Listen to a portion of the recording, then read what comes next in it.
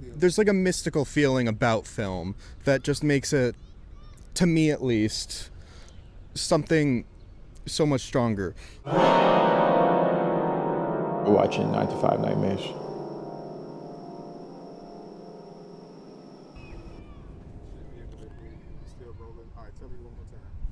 All right. Yeah, I mean, I don't think you're gonna find a 35 millimeter video camera. Most of them are 8 and 16. I mean lens. Oh, lens. Yeah. It's full frame. I'm. I'm. Yeah, that's Big Pun. We're gonna cut that. That's my dog, Big Pun. He likes you.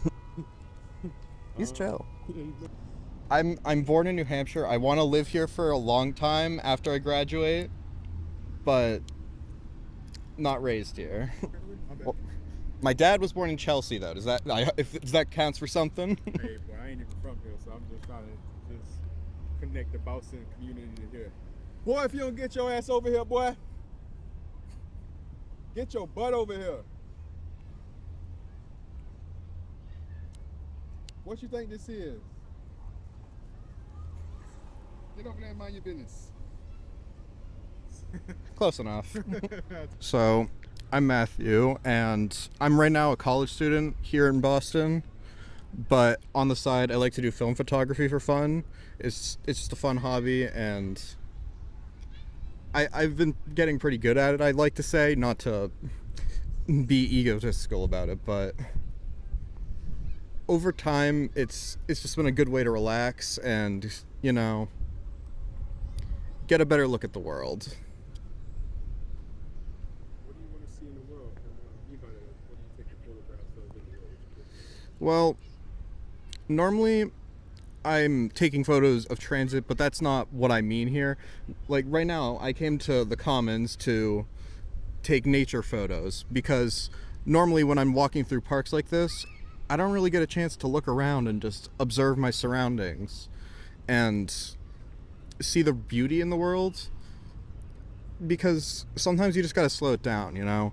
And really, everybody's moving too fast, I say, in life. Everybody, you just gotta slow it down once in a while and take things in, you know? Say something about.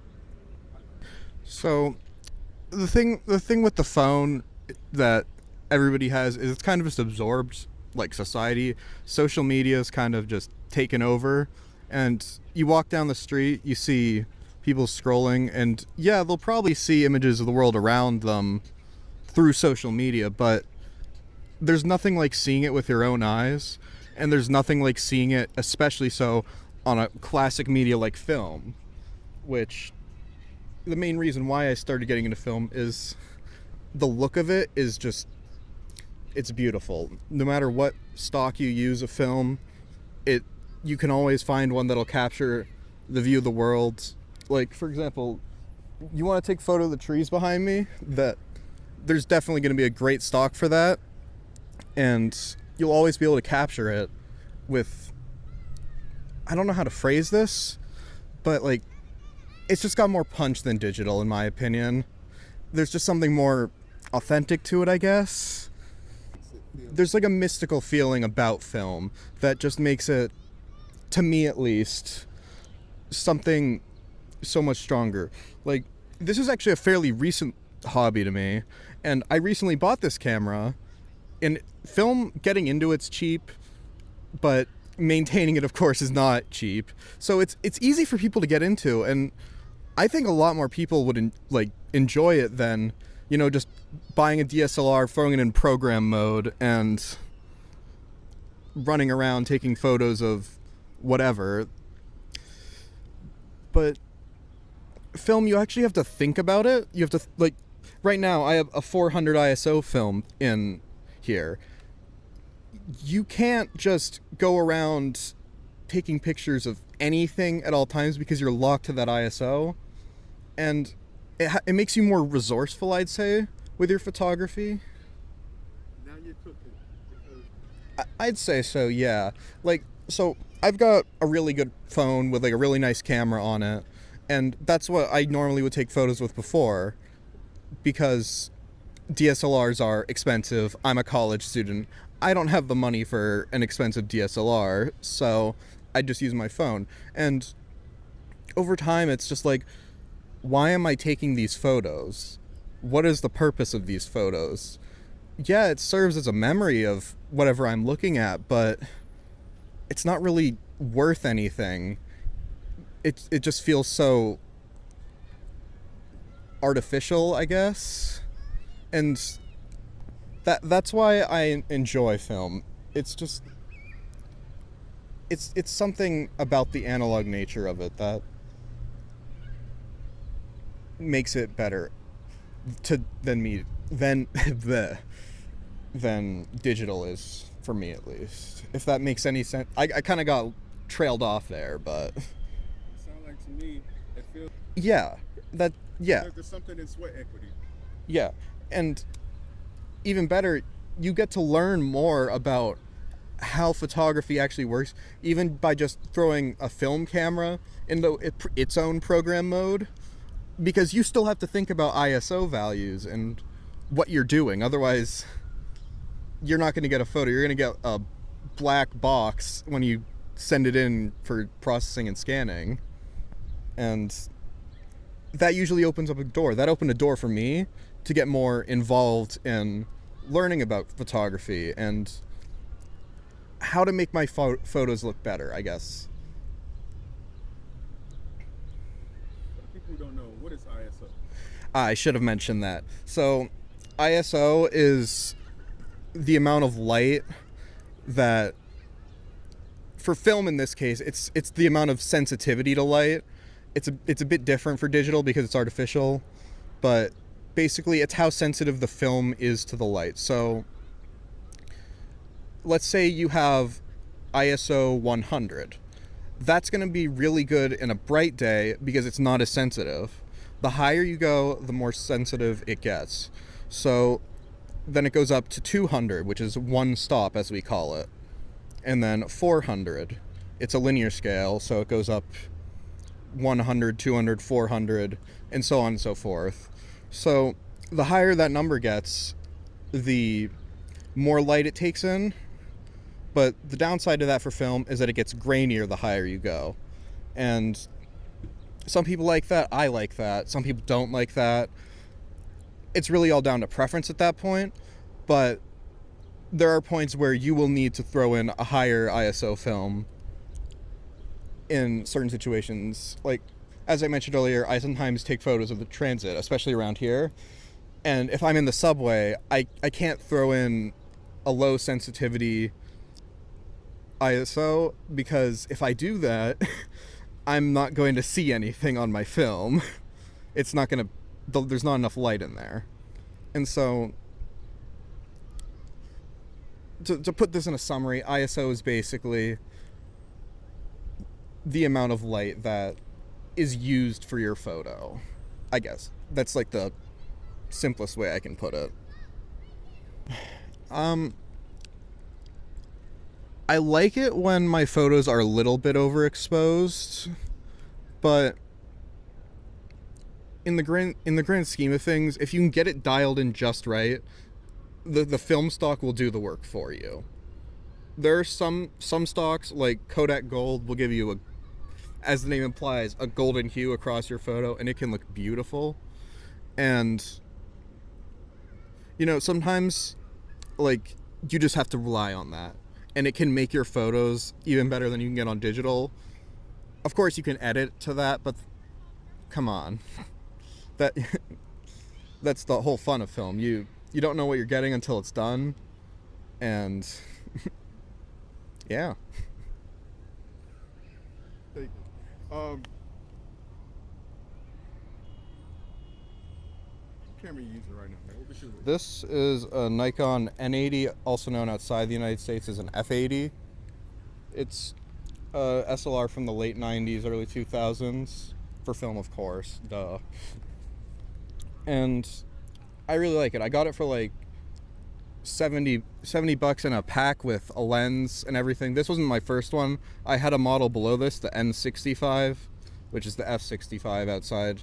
I don't know what Nikon's doing. but they sure know how to make model numbers confusing. Full frame, Super 35? Yeah, this is full 35.